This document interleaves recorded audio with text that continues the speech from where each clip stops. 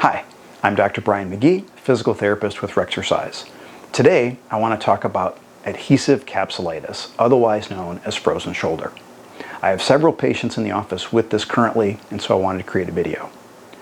Frozen shoulder affects approximately 2 to 5% of the general population and up to 30% of those with diabetes and thyroid disease. It's usually idiopathic, meaning there's no known cause. It just starts out of nowhere.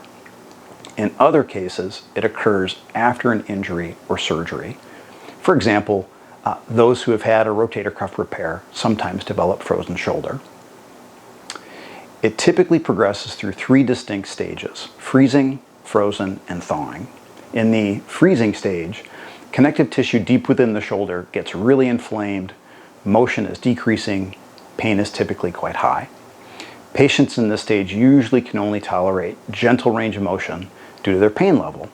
Also, overstretching at this stage tends to make it worse.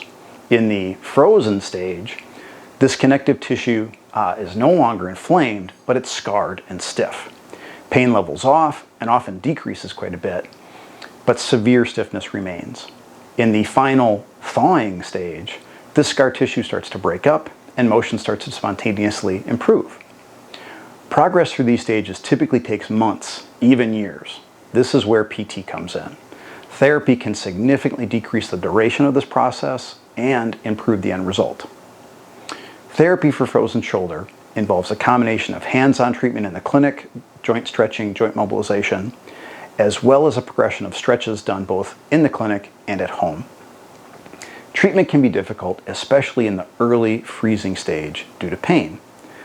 Too much stretch, too much treatment, and you just continuously re-irritate the joint, and too little, you gain no movement. It can be a tricky balance to strike. To find this balance, it's important to match the intensity of the program to the irritability of the shoulder. So in therapy, we categorize irritability as high, moderate, and low. Those patients with a highly irritable shoulder, we apply treatment more gently, keep stretches brief. As irritability decreases, we gradually increase the intensity and duration of the stretches. In this video, I'll go through my home program for the patient with a highly irritable frozen shoulder. This is where patients typically start in PT. They typically have really limited movement. They're in a lot of pain. For my patients, this is your home program. For those that are not my patients, of course, as always, work with your healthcare provider as to what's best for you. Okay, our first exercise, we're going to stretch into rotation both externally and internally of the shoulder. You'll notice in this first stage for the highly irritable shoulder, we're stressing rotation rather than, say, reaching up or reaching out. The reaching up and out movements tend to be more painful. They seem to cause more continued irritation of the shoulder. So we just don't stress them. We do them, we don't stress them. We stress rotation. This is our start. So you're lying on your back. Elbow is propped up on a towel as I am, or on a pillow. Take a weight. This is 1 pound weight. You can use just a can of soup if you don't have a weight, and simply let the weight pull the arm back into, we call this external rotation. Okay? Get to approximately your maximum tolerated amount of movement. Hold for 5 seconds.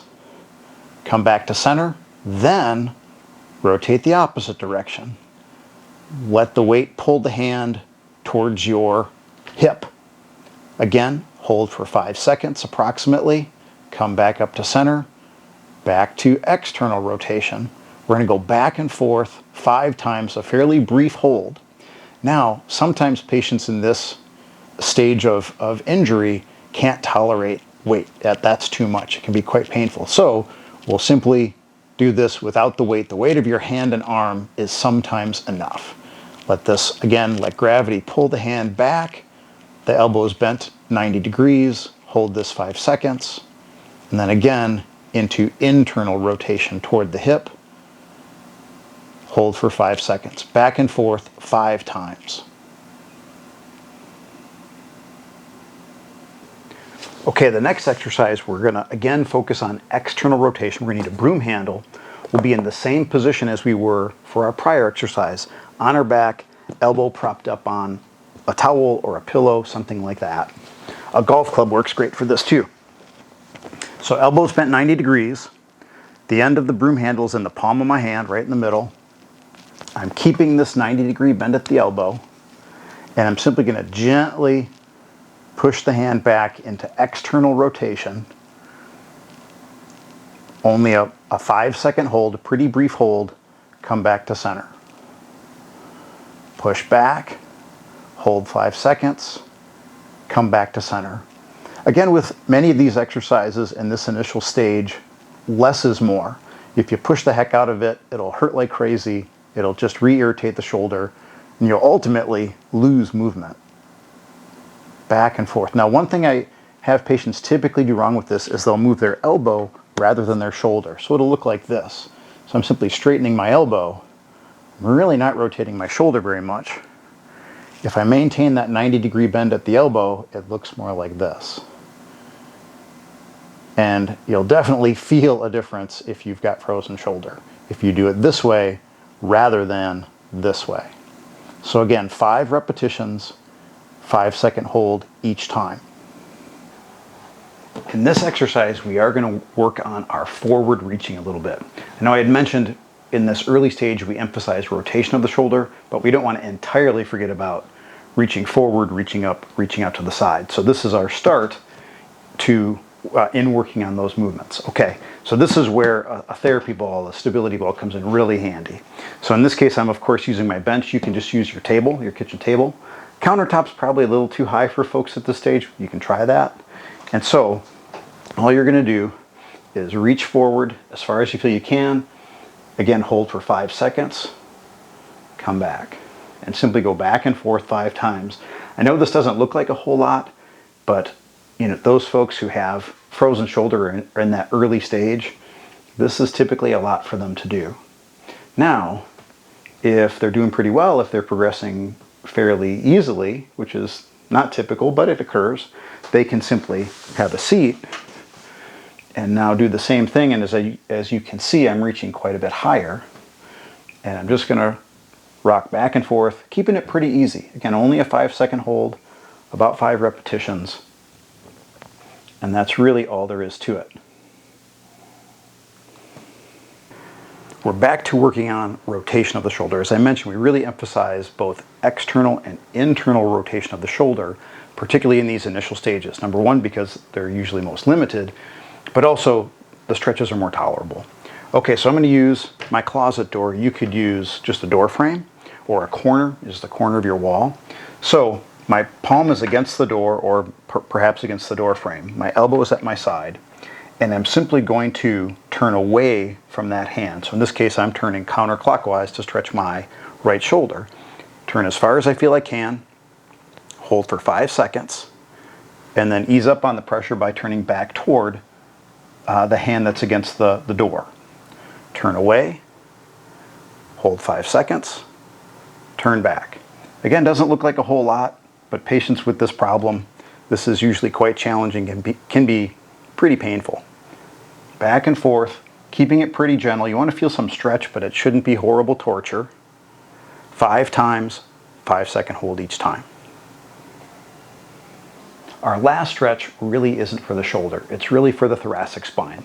So our patients with this problem, this stretch is no sweat. It's easy to do. The reason we're stretching the thoracic spine stiffness correlates with shoulder stiffness. So the extent to which we can get some movement anywhere we can with these folks with this problem, we take it. In addition, as we progress on, we'll do more and more thoracic spine stretching, which gets more and more directly related to shoulder stretching. So this particular exercise is a bit foundational, although it's not directly stretching the shoulder.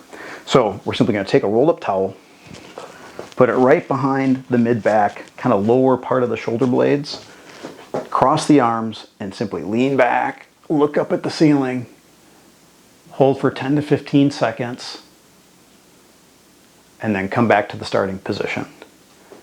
Repeat this 3 to 5 times.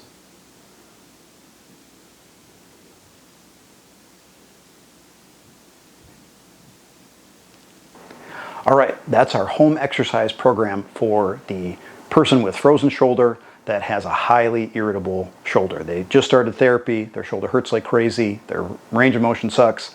This is where we start. So in our next video, we'll progress this along as our patient's shoulder irritability and pain decrease. So I hope you found this video helpful. Please like or subscribe, I'd really appreciate it, and we'll see you in the next video.